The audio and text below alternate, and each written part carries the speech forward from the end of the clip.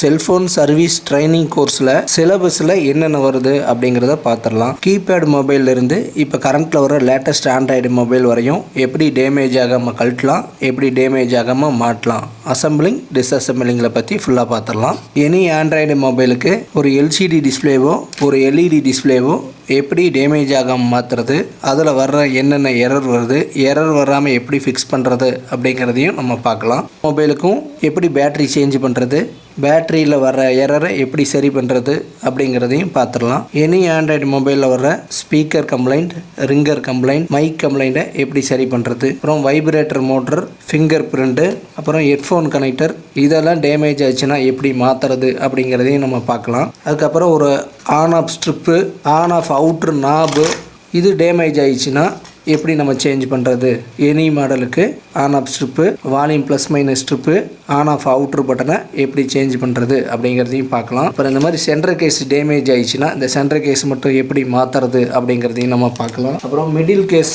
Bend ஆயிடுச்சு அப்படின்னா, middle K damage ஆயிடுச்சு பெண்ட் ஆயிடுச்சுன்னா அந்த மிடில் கேஸ் புதுசாக மிடில் கேஸை வாங்கி எப்படி டிஸ்பிளே கழட்டி எல்லாமே ஃபிக்ஸ் பண்ணுறது அப்படிங்கிறதையும் இந்த சிலபஸில் நம்ம பார்த்துடலாம். இந்த மாதிரி பேக் டோர் டேமேஜ் ஆகிடுச்சுன்னா எப்படி சேஞ்ச் பண்ணுறது, கேமரா கிளாஸை எப்படி சேஞ்ச் பண்ணுறது அப்படிங்கிறதையும் பார்த்துடலாம். மாடல் டிஸ்பிளே டேமேஜ் ஆகிடுச்சு, இந்த மாடலுக்கு எப்படி ஒரு டிஸ்பிளே சேஞ்ச் தரமாக செக் பண்ணுறது.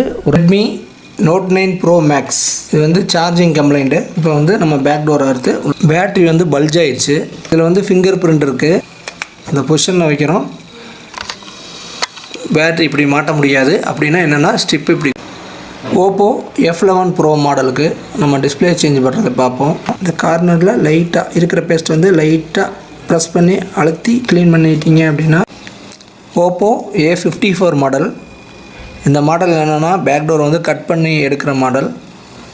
டிஸ்பிளே உடஞ்சி போச்சு, டிஸ்பிளே ப்ரெஸ் பண்ணிங்கன்னா.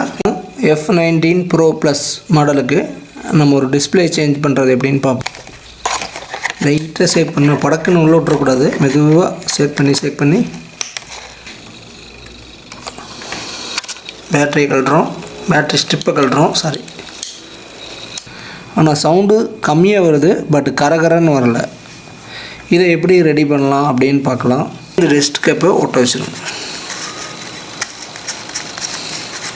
இது ஒட்ட வைக்கலைன்னா என்னென்னா டெக்னோ மாடல். இப்போ பேக் டோரை ஓப்பன் பண்ணுறது எப்படின்னு பார்ப்போம். லைட்டாக லெட்டு வச்சிங்க அப்படின்னா உங்களுக்கு சால்டிங் வச்சோன்னே கரெக்டாக.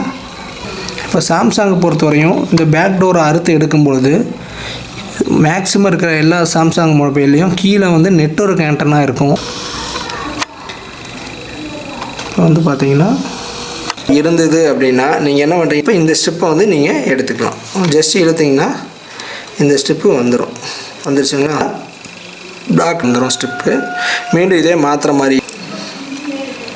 இது வந்து speaker, ear speaker. Honor 10 Lite மாடலுக்கு டிஸ்பிளே டேமேஜ் ஆகிடுச்சு. இதுக்கு ஒரு டிஸ்பிளே எப்படி சேஞ்ச் பண்ணுறதுன்னு நம்ம பார்க்கலாம். இந்த மாடலை பொறுத்தவரை இந்த மாடலில் பார்த்தீங்க அப்படின்னா இங்கே நோட்டிஃபிகேஷன் எல்இடி இருக்குது. அதுக்கப்புறம் பேட்டரிக்கு லைட்டாக பேஸ்ட் போடுறோம். MI 6A மாடலுக்கு வந்து டிஸ்பிளே சேஞ்ச் பண்ணணும். இதுக்கு வந்து நம்ம பேட்டரி வந்து கழட்ட வேண்டியிருக்கும். ஏன்னா டிஸ்பிளே ஸ்ட்ரிப் வந்து பேட்டரி கடையில் போகுது இருக்கிறதுனால நம்ம வந்து ஒன்லி ஒயிட் பேஸ்ட் போடணும், இல்லைன்னா கிளியர் பேஸ்ட் போடணும். இந்த ஒயிட் பேஸ்ட் வந்து Vivo V20 model display out, display change பண்ண போனோம். நிறைய மாடல்களில் டிஸ்பிளே ஸ்ட்ரிப்புக்கு இடையில் சாம்சங் A20 இந்த மாதிரி ஒரு சிம்பிள் வந்து நின்றுக்கும். இது வந்து சார்ஜர் டெம்பரேச்சர் ஹை அல்லது லோ. நோக்கியா 7.1 மாடலுக்கு நம்ம சார்ஜிங் கனெக்டரு மாற்றுறது எப்படின்னு பார்ப்போம். இந்த மாடலை பொறுத்தவரையும் 99% என்ன ஆகுனா இந்த சார்ஜிங் கனெக்டர் வந்து ட்ரை ஆகிடும். இப்போ விவோ Y15 மாடலுக்கு நம்ம ஒரு டிஸ்பிளே மாற்றுறது எப்படின்னு பார்ப்போம். காம்போ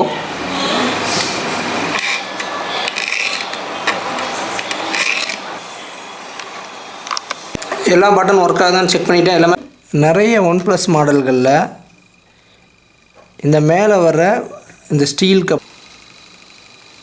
இது ஆண்டனா கனெக்டர், இதுதான் ஆண்டனா.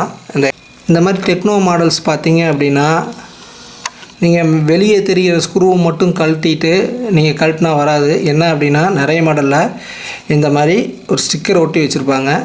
இந்த ஸ்டிக்கருக்கு கீழே தான் ஸ்க்ரூஸ் இருக்கும். அதனால் இந்த ஸ்டிக்கரை டோட்டலாகவே உரிச்சிங்கன்னா இங்கேயும் நிறைய ஸ்க்ரூ இருக்கும். நிறைய மேலே வர்ற ஒரு ஸ்டீல் பிளேட் இருக்கும். கேமராவை கழட்டுறதுக்கு இந்த கேமராவை பிடிச்சி இழுத்துடக்கூடாது. சில மாடல்களில் இந்த இடம் ஸ்ட்ராங்காக ஒட்டியிருப்பாங்க.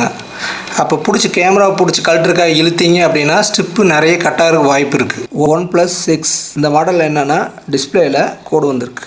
ப்ளோயரில் ஹீட் பண்ணும்போது அந்த கோடு வந்து போயிடுது. ஒரு செல்ஃபோன் சர்வீஸ் நான் ஸ்டார்ட் பண்ணலான்னு இருக்கோம்.